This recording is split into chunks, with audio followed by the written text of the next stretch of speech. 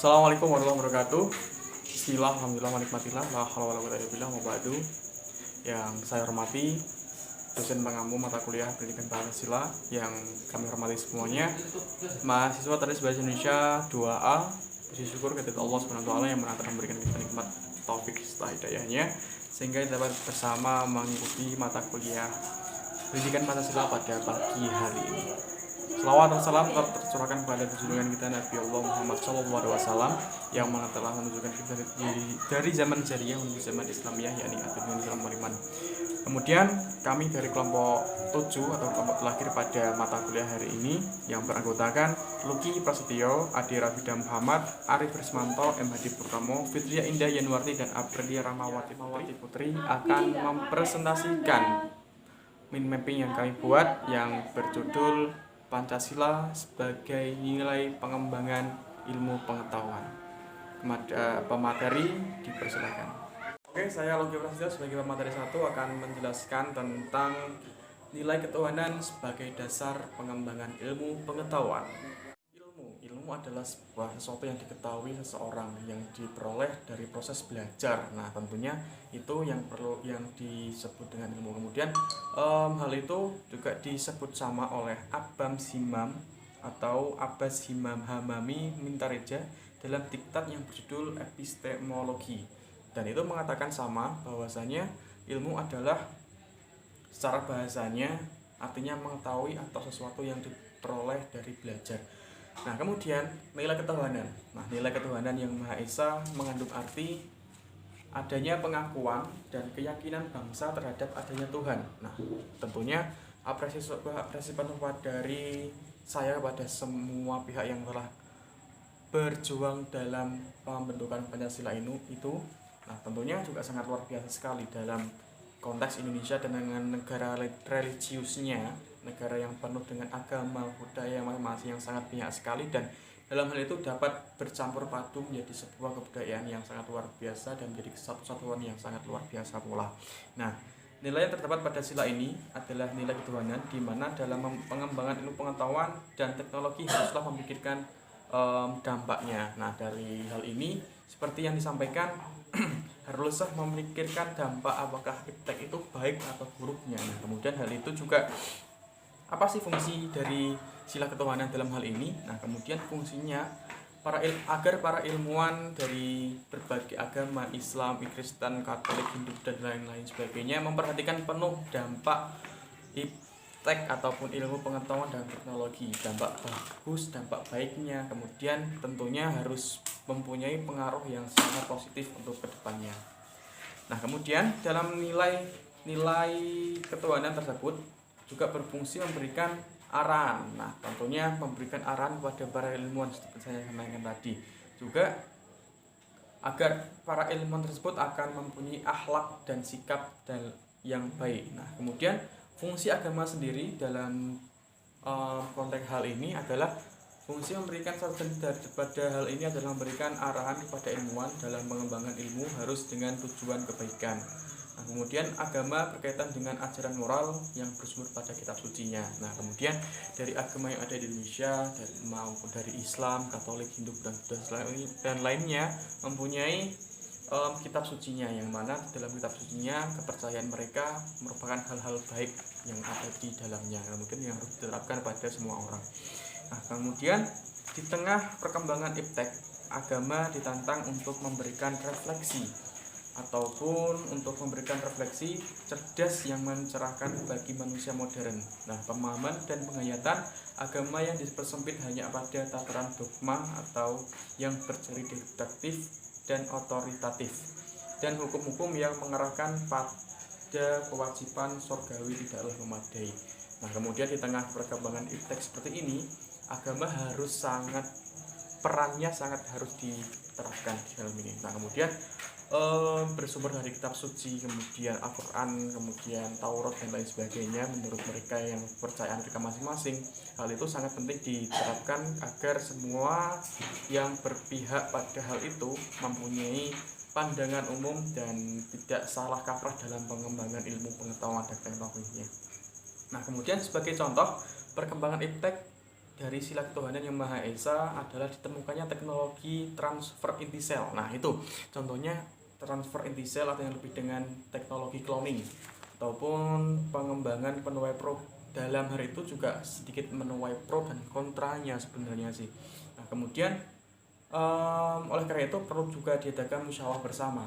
Nah, tentunya dari berbagai agama, kemudian sudut pandang yang berbeda harus mempunyai apakah teknologi cloning pengintisal ini boleh diterapkan di Indonesia ataupun di dunia ini. Nah, tentunya berdasarkan agar semuanya bisa menerima, tentunya harus diadakan musyawarah tertentu. Nah, kemudian hal itu teknologi cloning membuat seorang individu ataupun hewan yang tumbuh melalui kehendak manusia. Nah, jadi teknologi cloning itu seperti pembuahan dari manusia menggunakan inti sel dari jadi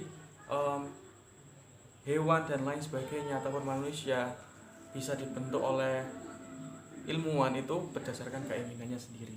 Nah, itu tentunya.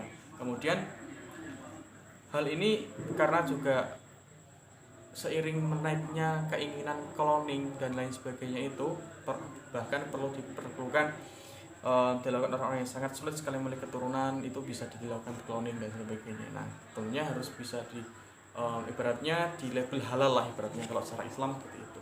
Kemudian sebagai contoh seperti itu, kemudian sila pertama ketuhanan yang bisa memberikan kesadaran bahwa manusia hidup di dunia ibarat sedang menempuh ujian dan hasil ujian akan menentukan kehidupannya yang abadi di akhirat nanti.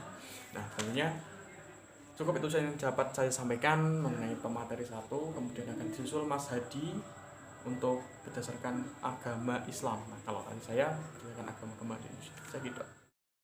Assalamualaikum warahmatullahi wabarakatuh. Nama saya Muhammad Hadi Purnomo, nomor presensi 32.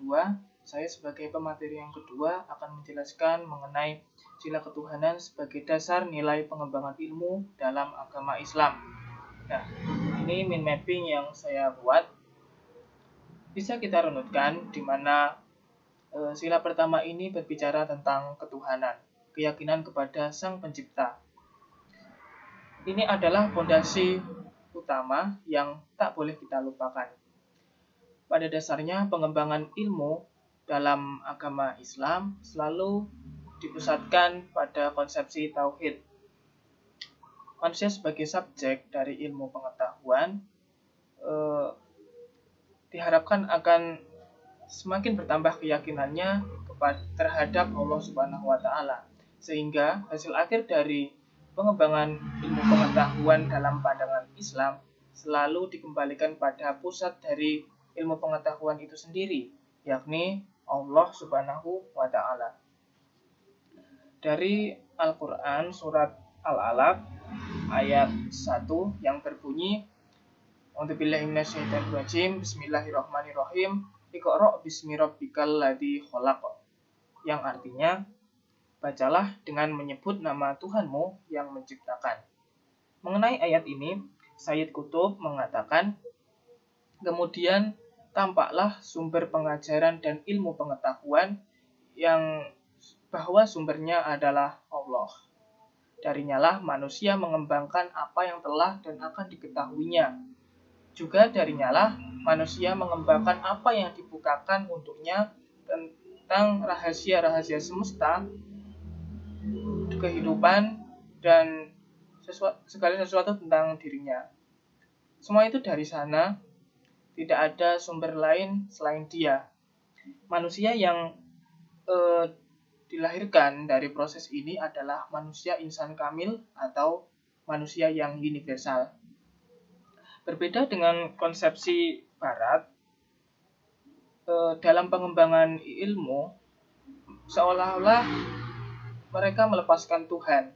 Tuhan tidak mereka ikut sertakan dalam penggalian dan pengembangan ilmu.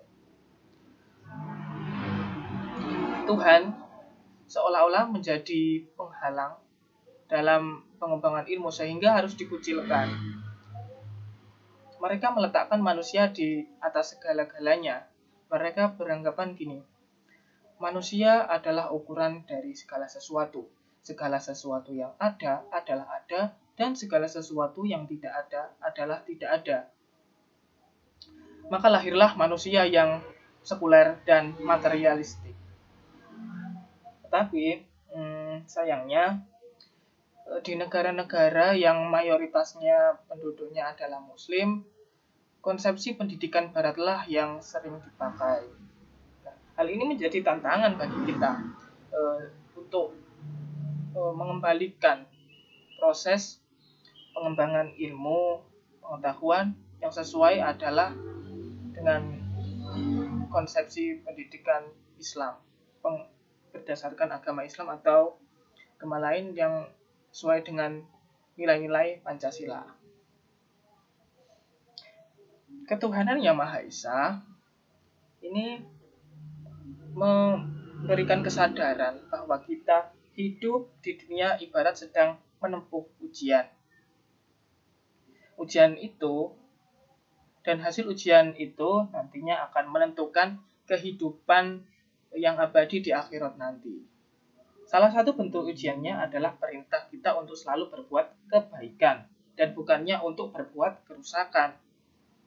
Tuntutan sikap dan kode etik ilmiah dan keinsinyuran seperti menjunjung tinggi keselamatan, kesehatan, kesejahteraan masyarakat,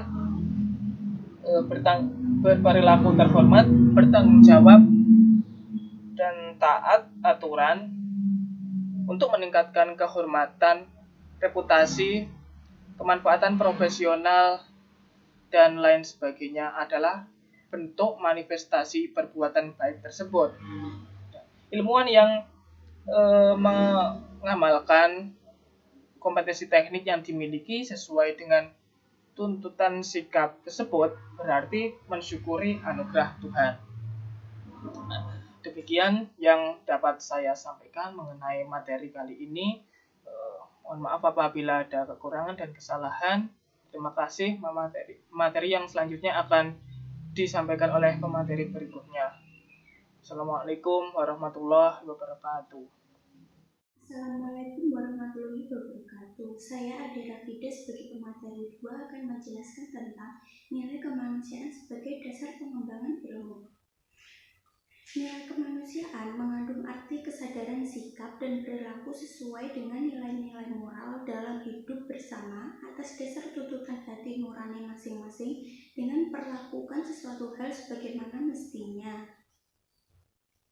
Adapun makna kemanusiaan yang adil dan beradab. Yang pertama, kesadaran sikap dan perilaku yang sesuai dengan nilai-nilai moral dan tuntutan hati nurani. Kedua, pengakuan, penghormatan akan hak asasi manusia. Ketiga, mewujudkan kehidupan yang berkeadilan dan berkeadaban. Yang keempat, mengembangkan sikap saling mencintai atas dasar kemanusiaan.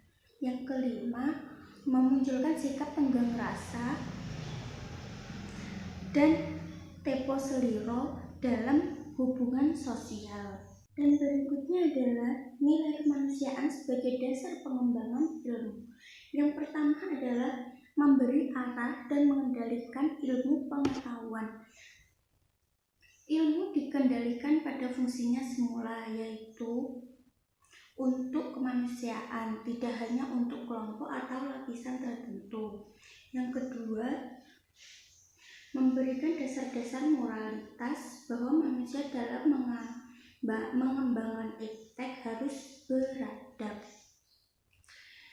Iptek adalah bagian dari proses budaya manusia yang beradab dan bermoral. Oleh karena itu pembangunan iptek harus berdasarkan kepada usaha-usaha mencapai kesejahteraan umat manusia.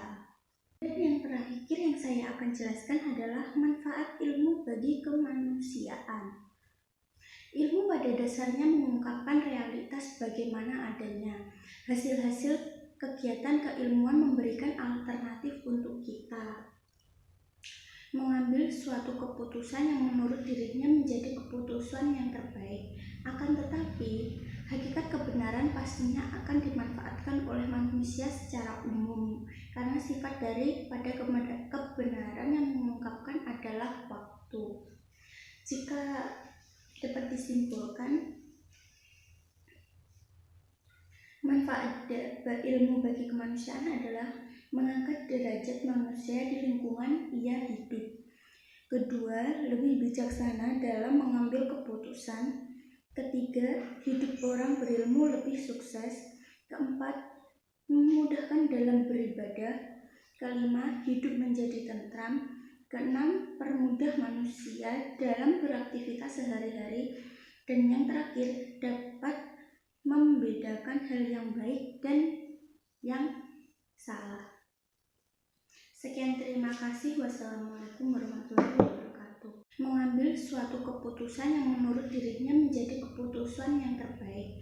Akan tetapi, hakikat kebenaran pastinya akan dimanfaatkan oleh manusia secara umum, karena sifat daripada kebenaran yang mengungkapkan adalah waktu. Jika dapat disimpulkan, manfaat berilmu bagi kemanusiaan adalah mengangkat derajat manusia di lingkungan ia hidup. Kedua, lebih bijaksana dalam mengambil keputusan. Ketiga, hidup orang berilmu lebih sukses. Keempat, memudahkan dalam beribadah. Kelima, hidup menjadi tentram. Keenam, permudah manusia dalam beraktivitas sehari-hari. Dan yang terakhir, dapat membedakan hal yang baik dan yang salah. Sekian, terima kasih. Wassalamualaikum warahmatullahi wabarakatuh. Assalamualaikum warahmatullahi wabarakatuh. Perkenalkan, nama saya Fitria Indah Yanwati, presensi 34, NIM 12210193094. Saya di sini sebagai pemateri 3 dari kelompok 7. Saya akan menyampaikan makalah. Ini dia materinya. Untuk yang pertama, nilai persatuan dalam pengembangan ilmu, artinya bahwa nilai-nilai Pancasila berperan sebagai rambu normatif bagi pengembangan ilmu iptek di Indonesia. Artinya mampu mengendalikan iptek agar tidak keluar dari cara berpikir dan cara bertindak bangsa Indonesia. Maksudnya mengasumsikan bahwa ada aturan main yang harus disepakati oleh para ilmuwan sebelum ilmu itu dikembangkan. Namun tidak ada jaminan bahwa aturan main itu akan terus ditaati dalam perjalanan pengembangan ilmu itu sendiri. Untuk yang kedua, dalam urgensi Pancasila sebagai pengembangan ilmu, sila ketiga memiliki arti perkembangan iptek yang didominasi negara-negara barat dengan politik global ikut mengancam nilai-nilai khas dalam kehidupan bangsa Indonesia seperti spiritualisme, gotong royong, solidaritas, musyawarah, dan cita-cita keadilan. Untuk yang ketiga, sila persatuan Indonesia mengkomplementasi universalia dan internasionalisme kemanusiaan dalam sila-sila lain. Pengembangan ilmu diarahkan demi kesejahteraan umat manusia, termasuk di dalamnya kesejahteraan bangsa Indonesia. Pengembangan ilmu hendaknya dapat mengembangkan rasa nasionalisme, kebesaran bangsa, serta keluhuran bangsa sebagai bagian dari umat manusia di dunia.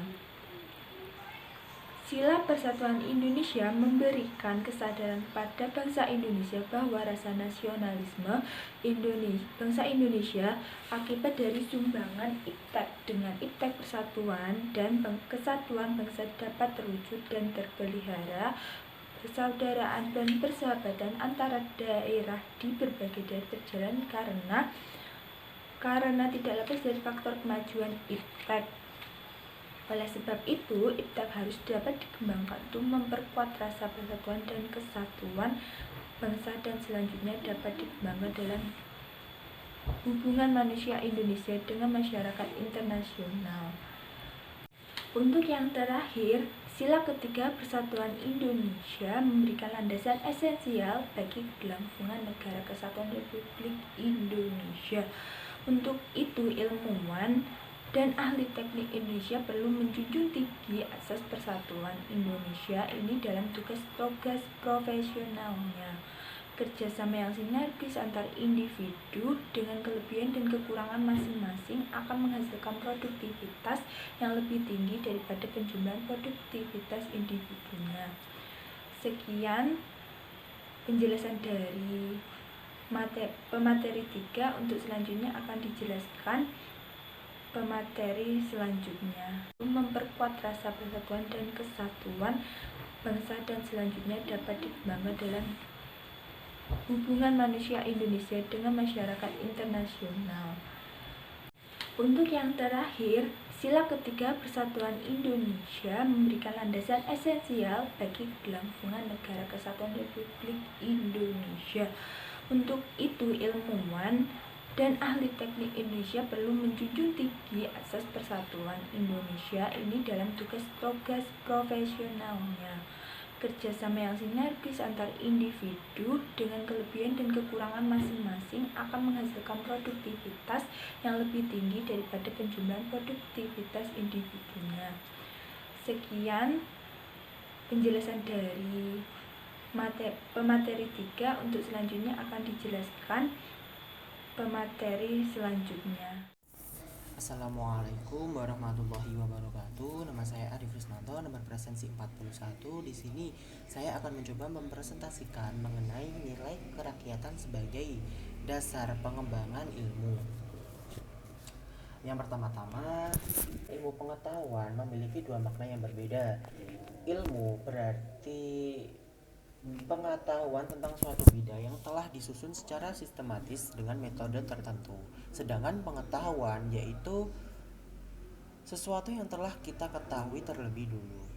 Jadi ilmu yang dimiliki manusia pada awalnya itu sangatlah sederhana dan sangat terbatas. Namun lama-kelamaan terus berkembang dan mengalami perkembangan yang sangat pesat. Di sini di mind mapping saya yang dengan judul nilai kerakyatan sebagai dasar pengembangan ilmu terdapat 4 poin. Di poin pertama yaitu makna sila keempat. Sila keempat mempunyai makna yaitu mengutamakan kepentingan negara dan masyarakat, tidak memaksakan kehendak orang lain, mengutamakan budaya bermusyawarah dan mengambil keputusan bersama secara mencapai mufakat.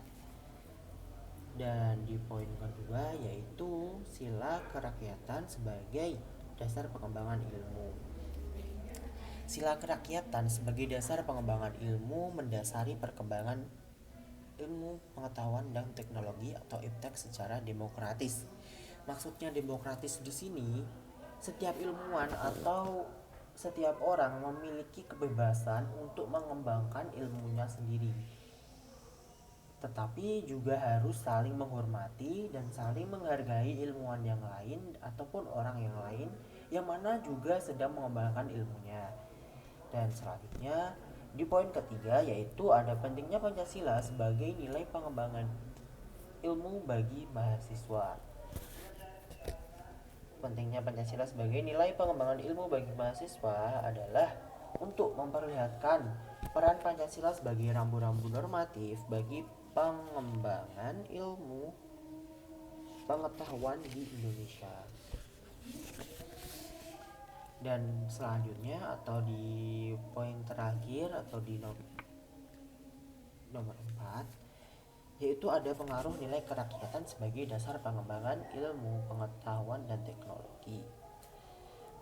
Pengaruh nilai kerakyatan sebagai dasar pengembangan ilmu dan teknologi ini salah satunya meningkatkan kreativitas masyarakat Indonesia khususnya untuk menghasilkan suatu karya cipta di bidang apapun yang mana berguna bagi warga negara Indonesia atau dapat mensejahterakan warga negara Indonesia.